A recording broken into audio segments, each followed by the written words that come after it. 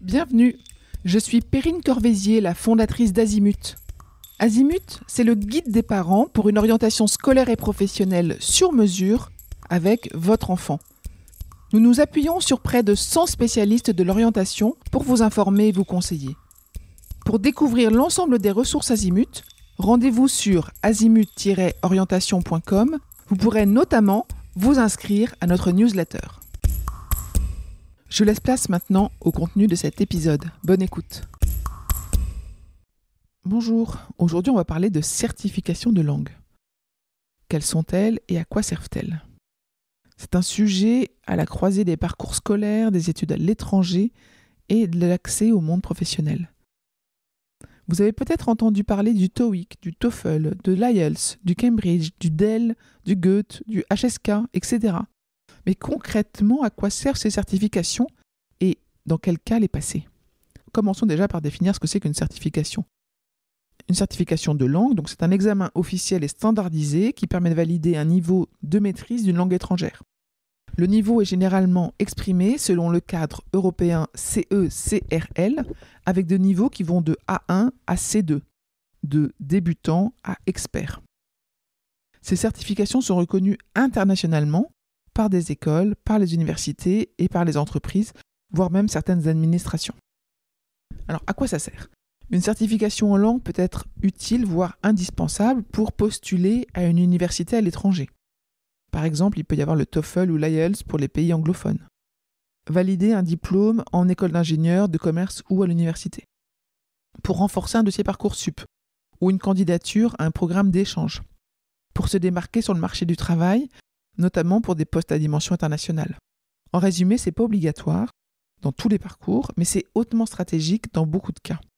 Petite précision, votre certification ne pourra pas être ajoutée comme un document en pièce jointe dans Parcoursup, mais cette certification peut être mentionnée à plein d'endroits dans le dossier Parcoursup de votre enfant. Parlons maintenant des principales certifications langue par langue. Commençons par l'anglais. Il y a le TOEIC, qui est très courant dans les écoles et les entreprises.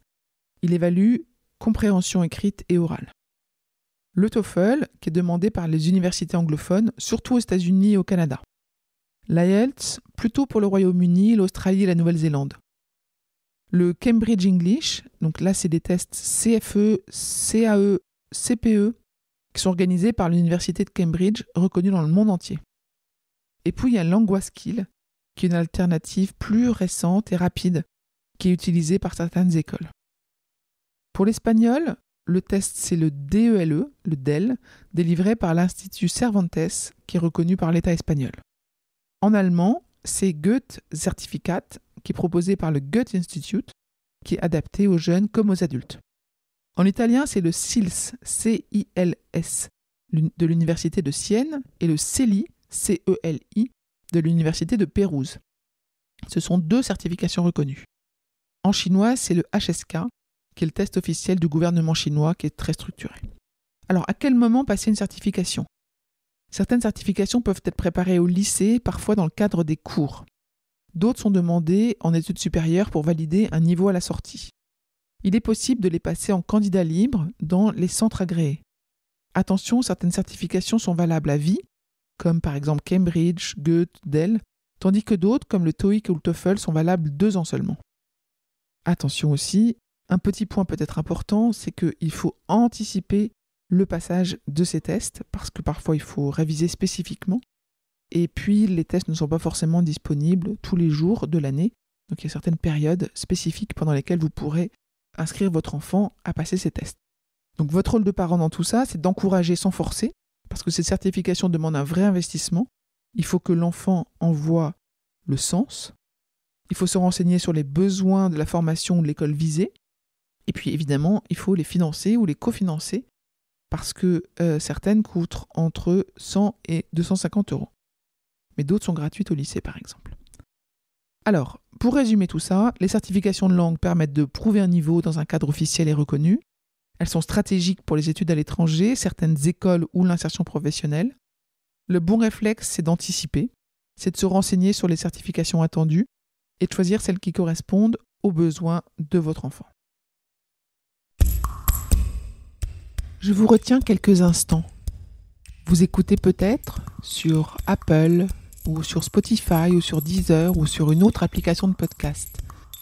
Je voulais m'assurer que vous connaissiez l'existence de notre site azimut-orientation.com.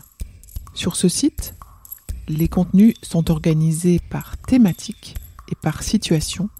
Ceux qui connaissent adorent et utilisent notre moteur de recherche, ce qui leur permet d'aller chercher directement le bon contenu qui correspond à leur problématique.